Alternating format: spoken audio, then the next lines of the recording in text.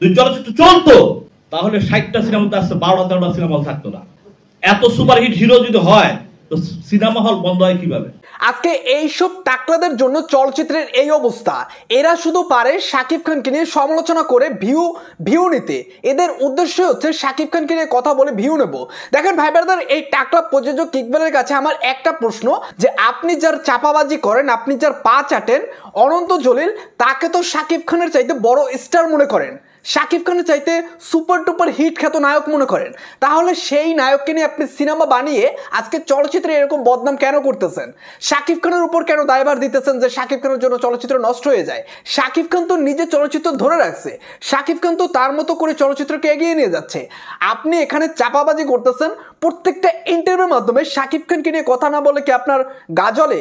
আপনার কি সুরসুরি লাগে? আপনি এখানে আছেন শাকিব খানকে নিয়ে কথা বলতে, আপনি খুব ভালো করে জানেন শাকিব খানকে নিয়ে কথা না বলে এই ইন্টারভিউ, আপনার এই বক্তব্য কেউ দেখবে না। আপনার কাজই হচ্ছে এটা।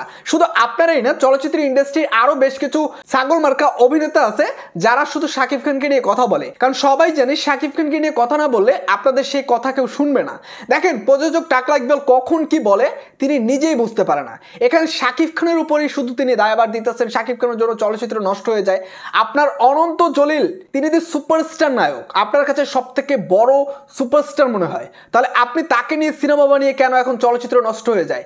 আপনি কিল হিম বানাইছেন, আপনি অন্য সিনেমা বানাইছেন যেগুলো সুপার ডুপার হিট। এখন আপনি এখানে বলতেছেন চলচ্চিত্র যদি চলতোই তাহলে চলচ্চিত্রের অবস্থা এই হতো না। আপনি কত রকমের কথা বলেন রে ভাই। আপনার বুঝলাম মাথায় চুল নাই, তাই বলে কি মাথায় কি একটু ঘিলেও নাই? আপনাদের মূল টার্গেট হচ্ছে শাকিব খানের বরবাদ সিনেমাকে থামিয়ে দিতে হবে। আপনারা সেন্সর বোর্ডেও শাকিব খানের বরবাদ সিনেমাকে থামানোর চেষ্টা করতেছেন এবং শাকিব খানের এই সিনেমা যেন এবার ঈদে না আসতে পারে সেই প্ল্যানেই আপনারা করতেছেন। আপনাদের মূল টার্গেটই হচ্ছে এটা। দেখেন প্রযোজক টাকলা ইকবাল এখানে শাকিব খানকে নিয়ে আবারও খোঁচা মারছে। এই মানুষটাকে নিয়ে আপনারা কি বলবেন অবশ্যই কমেন্ট বক্সে জানিয়ে যাবেন। এবং আমার চ্যানেলটিতে নতুন হয়ে থাকলে নিত্য নতুন আপডেটগুলো সবার আগে পাবার জন্য চ্যানেলটি সাবস্ক্রাইব করে রাখবেন।